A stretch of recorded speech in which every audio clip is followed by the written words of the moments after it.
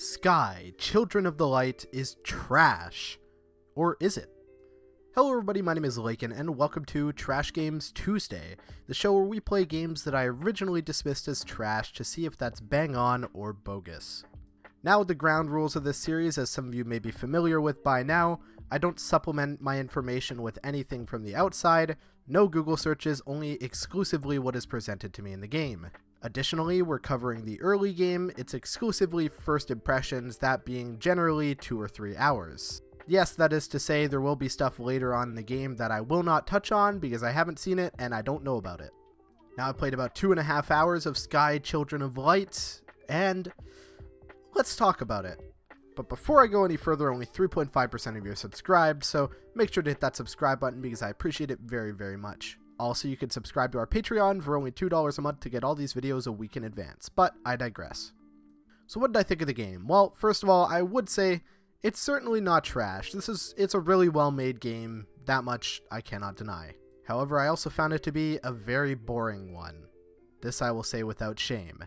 And I do believe the take I am about to drop might be considered controversial, but that's okay because what is this series if not controversial? The first thing I realized about this game is that this is very much an art game, as I call them. It's a game about the art and the beauty of it and the message. I personally do not believe this kind of thing has a place in gaming. Yes, I do think games can be art, but what is a game if it doesn't prioritize the gameplay? I'm a firm believer that it should be gameplay first, art and storytelling second. And yes, this theory has been proven true pretty much time and time again, over and over. Proven that, this is the kind of thing that gamers enjoy. Even if a game has dog shit story, if it has good gameplay, that is all that matters. So much so that most of the most popular games on the market are games that don't even have a story. Minecraft, Lethal Company, Helldivers, these are all games that 100% prioritize gameplay over any sort of storytelling. And why is that? Well, it's because it works, and that's what gamers enjoy. Sky, in my experience, is not that kind of game. Of course, the movement is crisp, it's very crisp, it's fun to move around, it's fun to fly, but the gameplay loop is simply not there. You're just flying from place to place, solving these things that can hardly even be considered puzzles, and just actually walking through scenes of memory that no one gives a shit about. But before I talk about all that, I would like to touch upon some of the positives of this game. First of all, the art direction here is brilliant. Really, it's some top-notch stuff. This game looks beautiful, it sounds beautiful, it is beautiful. It's a beautiful game, but as I've said, that's about all it brings to the table. It prides itself as an MMO, and yet most MMOs at least have some sort of gameplay loop. And there is a gameplay loop here, but it's really just walking. It's just a lot of walking and flying around, and the only upgrades you get are new gestures, so you can gesture at people. One of the main things is making friends, but it's kind of unclear what this even does for you.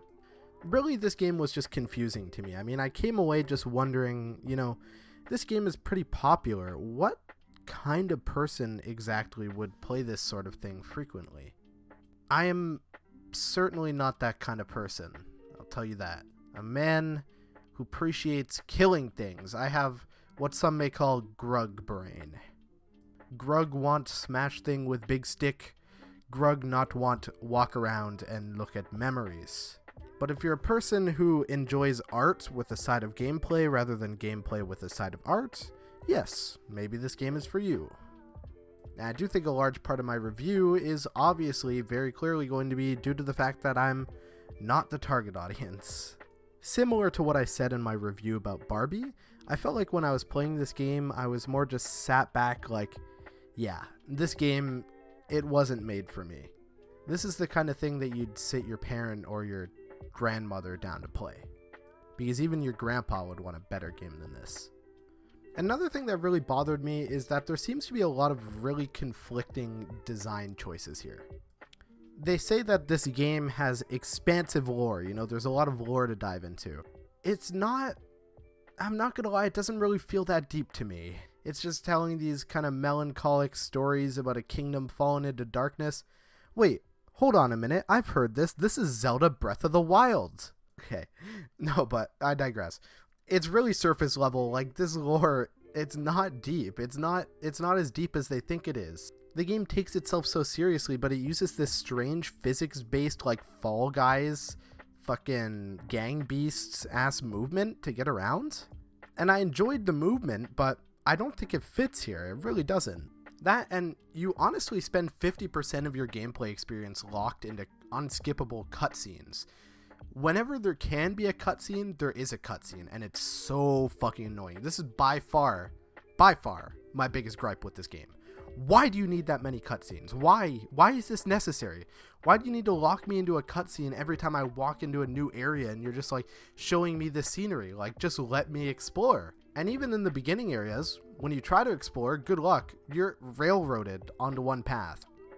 Basically, a lot of other paths in the open areas are locked until you come back later after having unlocked more stuff, which is annoying. It's kind of segmented like a Lego game. This game basically tells you you have the ultimate freedom to explore this beautiful realm, and yet it railroads you. It goes out of its way to railroad you, force you on one path, and almost discourage exploration, dare I say. And all of this with a movement system and flying and just not being able to explore the way you should be able to. It's just a really strange mesh of just really conflicting features. And when it comes to story, there's nothing that falls flat more than games that immediately expect you to care when you really don't give a shit. This is one of those games. I do not care about restoring light to the kingdom. You've not given me any stakes here. I don't give a fuck. I just don't give a fuck. And it was all this silly stuff about this, like, epic, you know, you're the last hope kind of message that they're trying to push that was making me think, like, yeah, this is an art game, as I called it. And honestly, there's not much more to say about this game because it just doesn't have that much to talk about. I could go into the in-game purchases, because that's a thing. But instead, I'm just going to go ahead and give it my review. Honestly, I'm giving it a 5 out of 10. It's a solid, like, the game is, it's really nice looking, okay? It plays well. But the gameplay meshes against everything else. It has good movement, but no good landscape to explore it with. It has good music, but it doesn't have any good emotional moments that the music undertones. And honestly, with that, 5 out of 10 just feels a little bit too generous. Like, this game, it's unfinished. Or at least it feels like it should be unfinished. It feels more like a tech demo than a game to me. Anyway, that was Trash Games Tuesday on Sky, Children of Light. If you enjoyed, make sure to hit that subscribe button, drop a like, comment down below if you want me to do any other games. Maybe I'll trash your favorite game next. And I love you all. I'll see you next week. Ciao.